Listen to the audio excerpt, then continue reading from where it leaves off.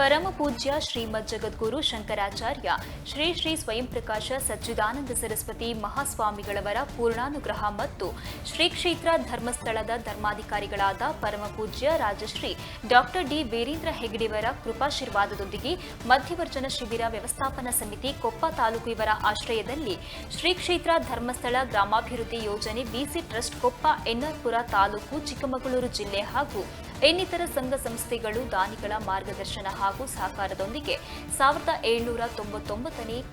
ಮಧ್ಯವರ್ಜನ ಶಿಬಿರವನ್ನು ಕುಂಚೂರಿನ ಶ್ರೀ ದುರ್ಗಾ ಪರಮೇಶ್ವರಿ ಸಭಾಭವನದಲ್ಲಿ ಹಮ್ಮಿಕೊಳ್ಳಲಾಗಿತ್ತು. ಪರಮಪೂಜ್ಯ ಶ್ರೀಮದ್ ಜಗದ್ಗುರು ಶಂಕರಾಚಾರ್ಯ ಶ್ರೀ ಶ್ರೀ ಸ್ವಯಂ ಪ್ರಕಾಶ ಸಚ್ಚಿದಾನಂದ ಸರಸ್ವತಿ ಮಹಾಸ್ವಾಮಿಗಳವರ ದಿವ್ಯ ಸಾನ್ನಿಧ್ಯದಲ್ಲಿ ನಡೆದ ಈ ಕಾರ್ಯಕ್ರಮದ ಅಧ್ಯಕ್ಷತೆಯನ್ನು 1799ನೇ ಮಧ್ಯವರ್ಜನ ಶಿಬಿರದ ವ್ಯವಸ್ಥಾಪನಾ ಸಮಿತಿ ಅಧ್ಯಕ್ಷರಾದ ಶ್ರೀ ಬಾಲಕೃಷ್ಣ ಭಟ್ ವಹಿಸಿದ್ದು, ಶ್ರೀ ದುರ್ಗಾ ಪರಮೇಶ್ವರಿ ದೇವಸ್ಥಾನ ಸಮಿತಿಯ ಅಧ್ಯಕ್ಷರಾದ ಶ್ರೀ ಕೆಆರ್ ಶ್ರೀನಿವಾಸ್ ಗೌಡ ಉದ್ಘಾಟಿಸಿದರು. ಈ ಶಿಬಿರ ಇದೇ ತಿಂಗಳ 16ನೇ ತಾರೀಖಿನವರೆಗೂ ನಡೆಯಲಿದ್ದು, ಸಾರ್ವಜನಿಕರು ಇದರ ಸದುಪಯೋಗವನ್ನು ಪಡಿಸಿಕೊಳ್ಳಬಹುದು.